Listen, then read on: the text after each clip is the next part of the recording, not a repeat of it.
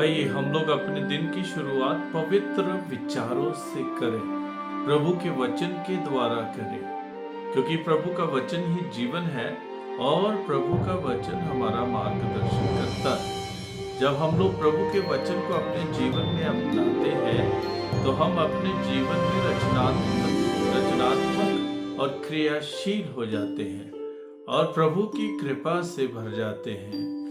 बहुत बार हम लोग प्रभु से दूर हो जाते हैं क्योंकि हम प्रभु के वचन को पढ़ते नहीं, समझते नहीं, जानते नहीं, और हम प्रभु से ही दूर नहीं होते लेकिन एक दूसरे से भी दूर हो जाते हैं। आज विशेष रूप से ध्यान दें कि मेरा जीवन कैसा है। क्या मेरा जीवन पवित्र है? मेरे विचार शुद्ध हैं? मेरे विचार पवित्र हैं? क्या मेरे विचार एक दूसरे के साथ मुझे मिलाते हैं कि या फिर दूसरों के साथ मुझे तोड़ते हैं और जोड़ते नहीं हैं, उनके साथ जोड़ते नहीं हैं? कैसे हैं मेरे विचार, कैसी है मेरी सोच, और क्या मैं भलाई के लिए अपनी प्रतिभाओं को, अपने गुणों को प्रयोग करता हूँ कि या फिर मैं दूसरों की बुराई करता हूँ? प्रभु यीशु हमें कहते हैं संत मत्ती के सुसमाचार में 7 अध्याय 1 से 5 वाक्य में, दोष ना लगाओ ताकि आप पर भी दोष ना लगाया जाए। जब हम किसी पर दोष लगाते हैं पहले हम समझे कि क्या हम पाप रहित हैं, क्या हम लोग पाप से मुक्त हैं, क्या हम लोग दुष्ट विचारों से मुक्त हैं, क्या हम लोग अपने जीवन को सही रास्ते पर चला रहे हैं, क्या हम लोग अपने जीवन को प्रभु के वचन पर आधारित बनाते हैं? कैसा है हमारा जीवन? जब हम दूसरों पर दोष लगाते हैं पहले हमें अपने भीतर देखना है कि हम कैसे हैं। क्या हम सही रास्ते पर चल रहे हैं, प्रभु के रास्ते पर चल रहे हैं?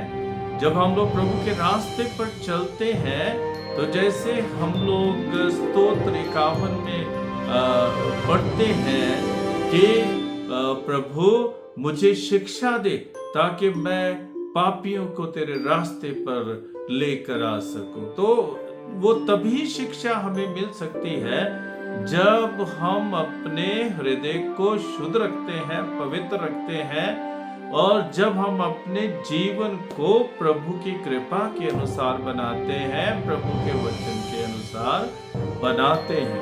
प्रभु यीशु ये भी हमें बताते हैं संत मत्ती के सुसमाचार में 7 अध्याय में ही कि आप दूसरों की आंख में तिनका क्यों देखते हो, पहले अपनी आंख में धर्म देखो, और पहले अपनी आंख से धर्म निकालो और फिर आप दूसरे की आंख में तिनका देखो। बहुत बार हम लोग जो है दूसरों की कमजोरियों को उजागर करते हैं, दूसरों के पापों को उजागर करते हैं, लेकिन हम खुद भूल जाते हैं कि हम भी पाप में जीवन बिताते हैं और हम अपने भीतर नहीं झांकते हैं, अपने भीतर नहीं देखते हैं, लेकिन हम लोग अपने से बाहर देखते हैं कि दूसरा व्यक्ति क्या कर रहा है।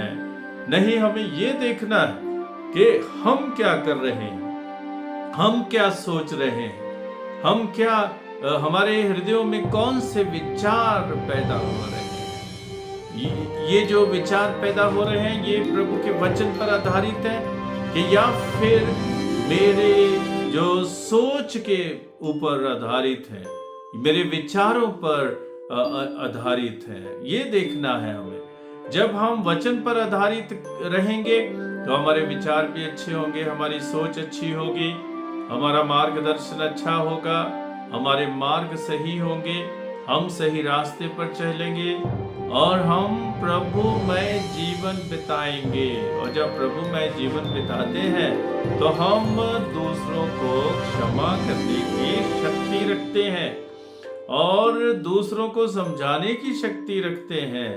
इसलिए पहले अपने आप को पहचाने। कैसे हम पहचानेंगे? प्रभु के वचन के द्वारा। जब हम रोज रोज अपने जीवन में प्रभु के वचन को पढ़ते हैं तो हम अपने आप को पहचानना शुरू करते हैं।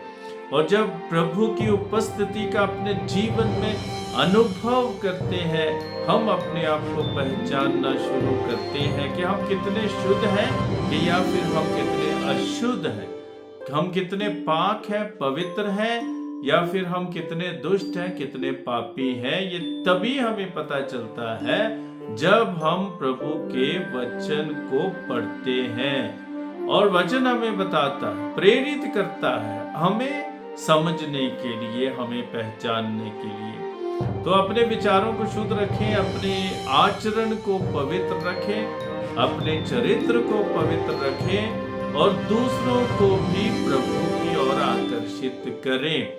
और देखें कि कैसे हम दूसरों को प्रभु की ओर खींच सकते हैं, अपने वचनों के द्वारा, अपनी सोच के द्वारा, अपने विचारों के द्वारा और अपने ही जीवन के द्वारा।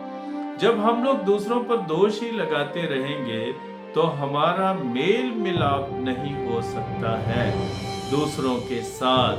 हम दूसरों के साथ एक नहीं हो सकते हैं, क्योंकि हमारी दृष्टि में, हमारी नजर में हमेशा हम उनको पापी घोषित करते हैं। हमें किसने अधिकार दिया है कि हम किसी को पापी घोषित करें? हम नहीं कर सकते। हम दूसरों को पापी घोषित नहीं कर सकते हैं। हम प्रभु से प्रार्थना कर सकते हैं। हाँ, जो पाप में डूबे हुए हैं उनके लिए प्रभु से प्रार्थना कर सकते हैं। हम अपने लिए प्रभु से प्रार्थना कर सकते हैं। हम भी पापों में कई बार डूब जाते हैं और पापों में जीवन बिताते हैं। तो इसलिए हम अपने आप को समझने की कोशिश करें। जब हम भीतर पवित्र होंगे, जब हम भीतर से पाक होंगे, जब हम भीतर से शुद्ध होंगे, तो हम बाहर भी शुद्धता देखेंगे, पवित्रता देखेंगे, पाकीज़गी देखेंगे।